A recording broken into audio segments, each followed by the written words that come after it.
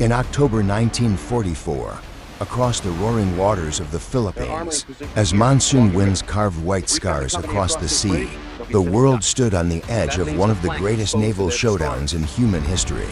More than 300 warships, nearly 1,800 aircraft, and two exhausted empires, each battered by years of unrelenting war, were about to collide in a battle that would decide the fate of the entire Pacific.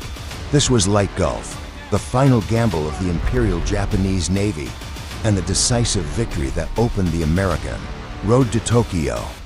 When American forces landed on Leyte to liberate the Philippines, Japanese high command immediately understood the stakes if the Philippines fell. The vital oil lifeline from Southeast Asia would be severed forever. Japan would suffocate, so they committed everything they had left, the Titanic battleships Yamato and Musashi, for aircraft carriers, and dozens of cruisers and destroyers. It was a desperate, all-or-nothing counterstrike.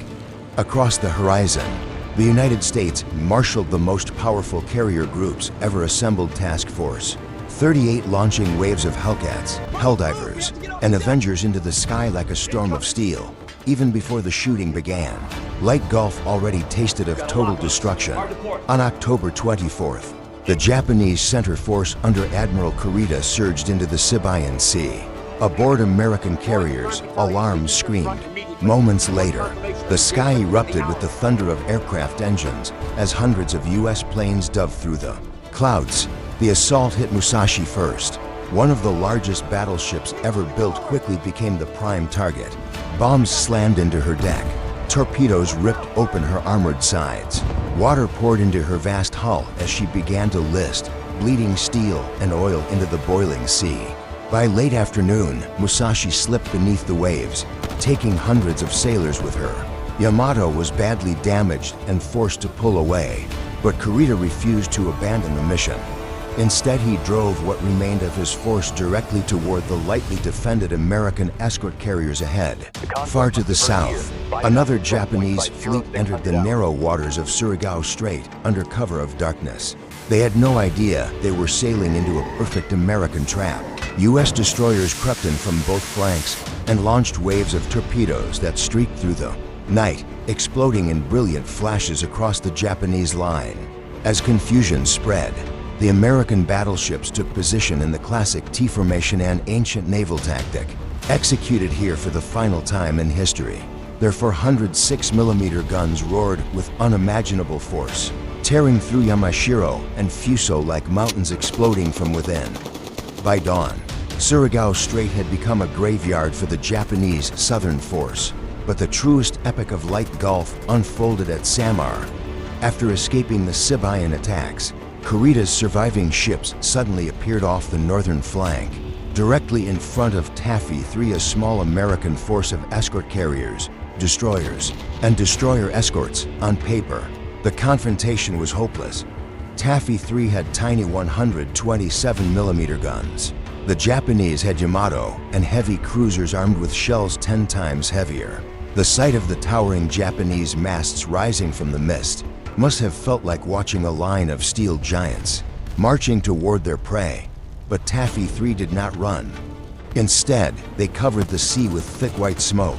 Their aircraft launched again and again, some without bombs, firing only machine guns or even making dry attack runs to distract the Japanese. Destroyers like the USS Johnston and Hull charged straight into the jaws of the enemy, firing their torpedoes at point-blank range in what could only be described as controlled suicide.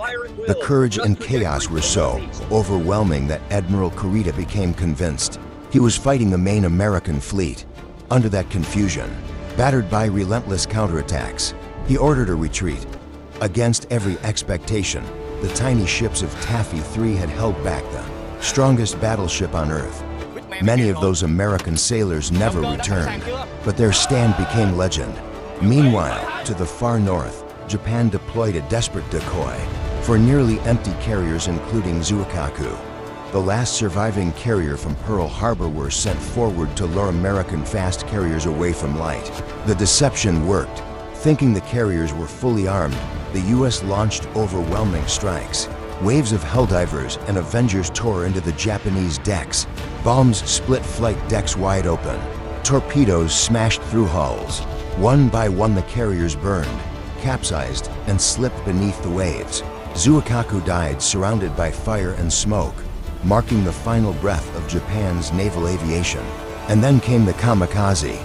In the face of annihilation, Japan unleashed a new weapon, pilots willing to die by crashing their aircraft into American ships.